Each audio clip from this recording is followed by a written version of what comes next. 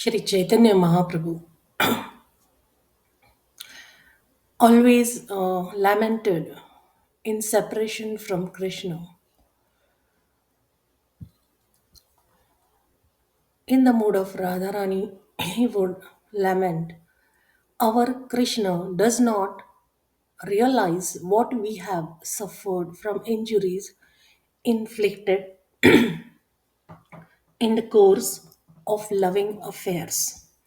We are actually misused by love because love does not know where to strike and where not to strike.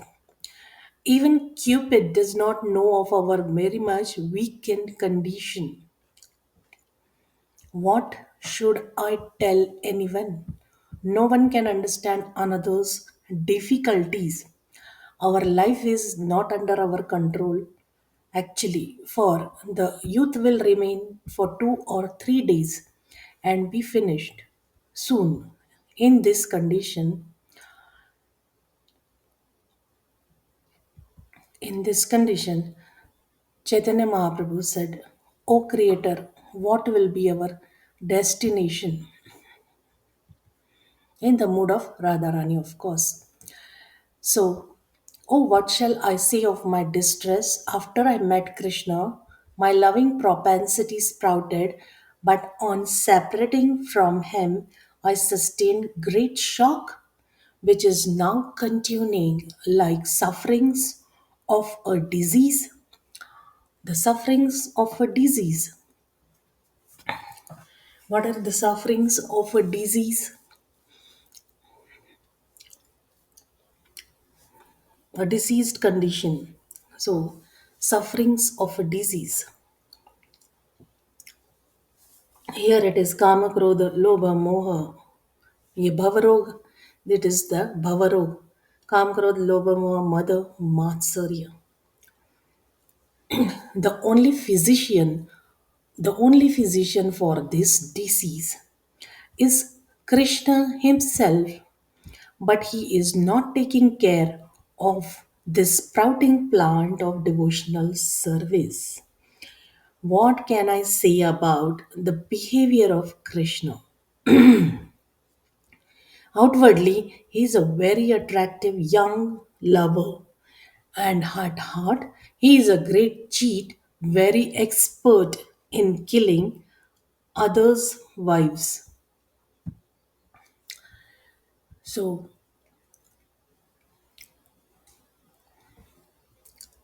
Radharani continues, my dear friend, she's talking to her friends. My dear friend, I do not understand the regulative principles given by the Creator. I loved Krishna for happiness, but the result was just the opposite. I am now in an ocean of distress. It must be that now I am going to die, for my vital force no longer remains. This is my state of mind.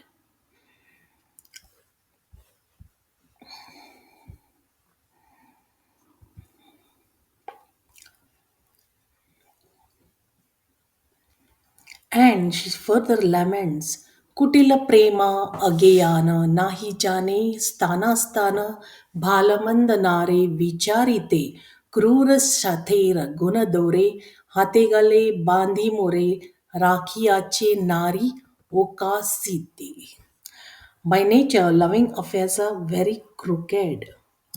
They are not entered with sufficient knowledge, nor do they consider whether a place is suitable or not, nor do they look forward to the results. By the ropes of his good qualities, Krishna, who is so unkind, by the ropes of his good qualities, Krishna, who is so unkind, has bound my neck and hands, and I am unable to get relief.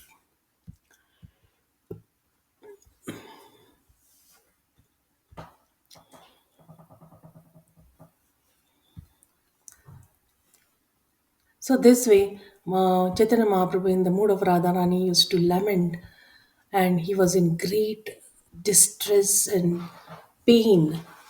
and sorrow, for no one understood him at all. So he would always be lamenting.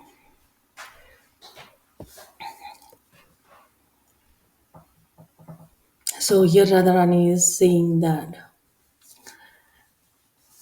all her friends, including Vishaka, she's speaking to Vishaka Saki, and she says all her friends, including Lalita, does not understand the unhappiness in the mind of another, and so they cannot even understand the unhappiness within me. They simply try to console me, saying, "Be patient."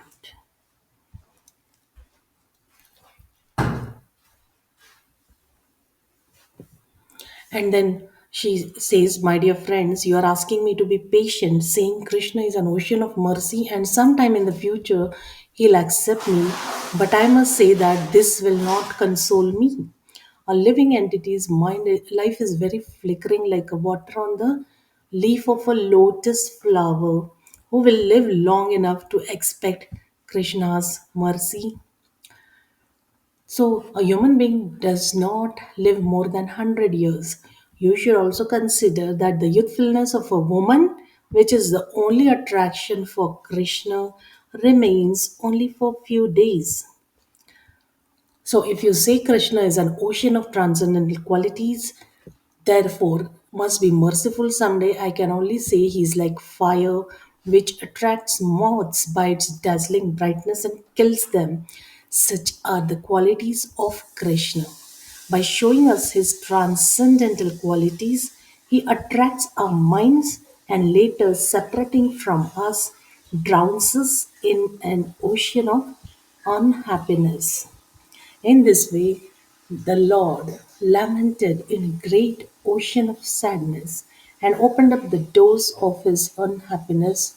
Forced by ecstasy, his mind wandered over the transcendental mellows, and he spoke another verse.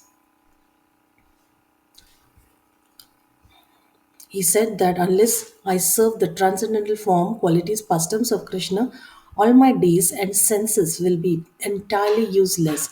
I'm uselessly bearing the burden of my senses, which are like stone blocks and dry wood. I do not know how long I'll be able to continue without shame. What use are the eyes of one who does not see the face of Krishna, which resembles the moon and is a birthplace of all beauty and the reservoir of the nectarian songs of his flute? Oh, let a thunderbolt strike his head. Why does he keep such eyes? Hare Krishna.